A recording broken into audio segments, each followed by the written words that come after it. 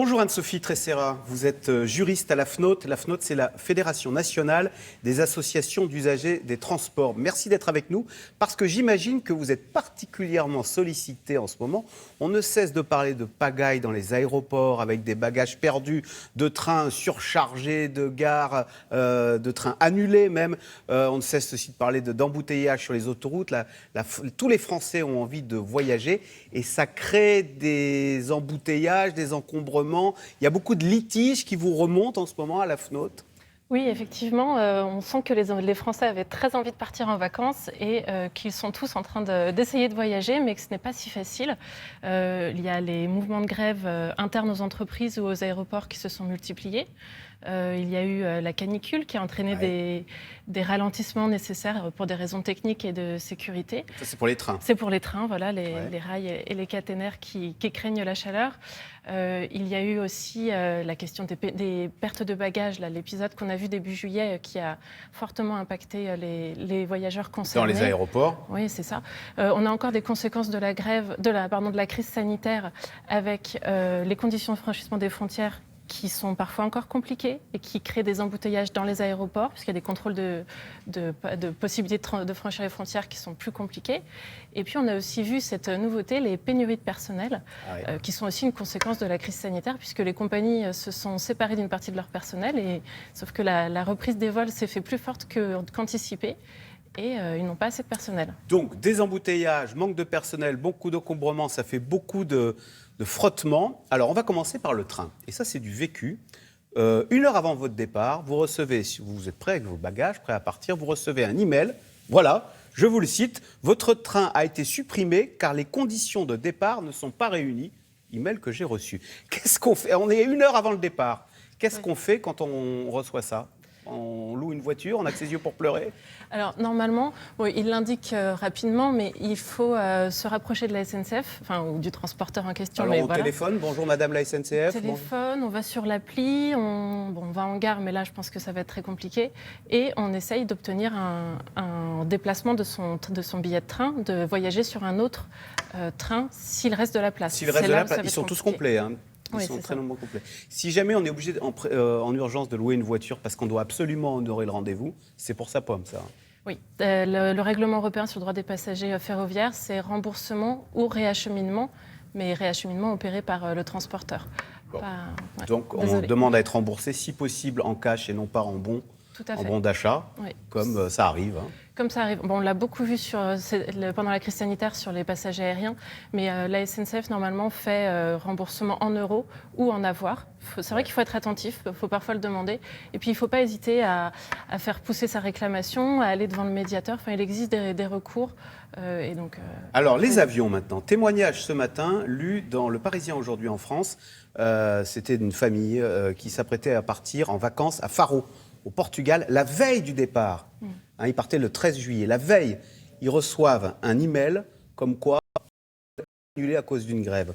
Cette famille dit nous avons perdu 8 jours de vacances et la première semaine de location, soit 1 000 €. Oui.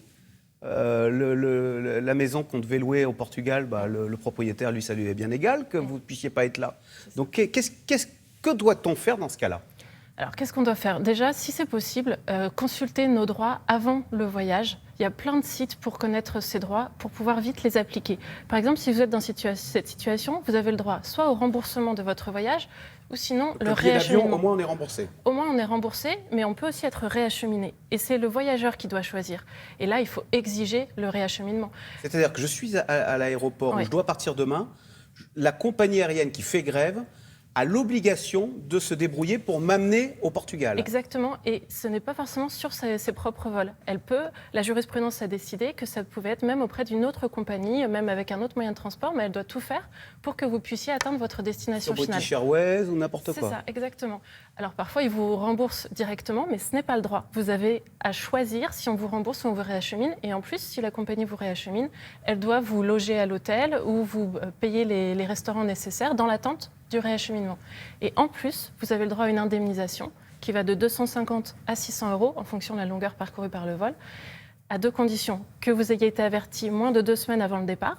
C'est pour ça que là, on voit des annonces en avance des annulations de vol pour pénurie de personnel. Comme ça, ils annoncent en avance et ils n'ont pas besoin de verser d'indemnisation. Parce que si c'est sauvage, c'est-à-dire du jour pour le lendemain, non seulement ils doivent vous acheminer, mais en plus vous versez une indemnité. C'est ça. Et sauf si l'annulation a été causée par une circonstance extraordinaire, c'est un cas vraiment très rare, et la grève interne à l'entreprise, même non prévue, etc., ce n'est pas une circonstance extraordinaire, donc il y a réacheminement et indemnisation. C'est fantastique ça. Mais ils le font spontanément ou il faut quand même un petit peu leur rappeler la législation européenne? Voilà. Plutôt, connaissez vos droits et demandez bien leur application. Alors, on ne peut pas généraliser, mais en général, c'est quand même bien de savoir. Législation européenne, ça veut dire qu'à l'inverse, si je pars au Maroc ou en Tunisie, là, ça fonctionne, ce dispositif dont vous venez de me parler? Alors, pas systématiquement. Pour être sûr d'être protégé, voyagez avec une compagnie européenne. Si vous allez en dehors de l'Europe, sur le vol retour, si vous n'avez pas une compagnie européenne, vous ne serez pas protégé par le droit européen. Par exemple, si vous allez au Maroc, à l'aller, vous allez être protégé, votre vol décolle d'Europe, mais au retour, vous ne serez protégé que si la compagnie est européenne. D'accord. Beaucoup de stress en ce moment, hein. Vous parliez des manques de personnel dans les aéroports. Il y a même le problème des passeports. Tout à fait.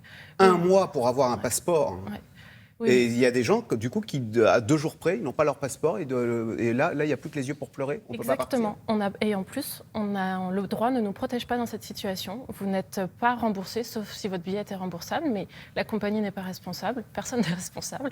Et donc, vous vous retrouvez sans remboursement et sans vacances. Alors, donc problème dans les gares, problème dans les aéroports, et un problème que je n'imaginais pas, vous avez des litiges qui vous remontent concernant les cars longue distance. Vous savez, si je fais Lyon-Bordeaux en car, alors qu'est-ce qui se passe? Quel type de problème ont les passagers sur ces cars longue distance? Alors bon, classiquement, il y a des retards importants, des pertes de bagages, voilà.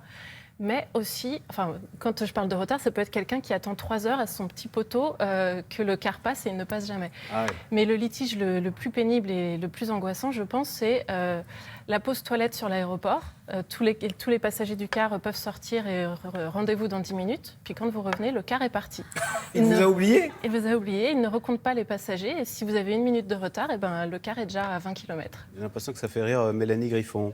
Alors on est rapide à la pause toilette, hein. C'est ça. Sinon le car repart sans vous. C'est ça. Et on a plus de bagages pour le coup. On n'a plus de bagages, on n'a rien. Si vous avez laissé votre sac dans la voiture, vraiment, vous êtes en difficulté. D'accord. Bon, l'essence, toujours très chère. Il y a le plus 35% pour le prix du gasoil sur un an. Est-ce que ça change quelque chose dans notre rapport à la voiture et dans les destinations? Non, Je pense que pour certains ménages, effectivement, c'est très conjoncturel. Ça dépend de la structure du ménage, mais ça peut évidemment avoir un impact. Merci beaucoup, Anne-Sophie Tresserra. En tous les cas, je rappelle que le droit est très protecteur concernant les vols en avion. Non seulement la compagnie doit nous réacheminer, mais en plus nous verser une indemnité, si tant est que c'est une compagnie qu'on est en Europe et qu'on est une compagnie européenne.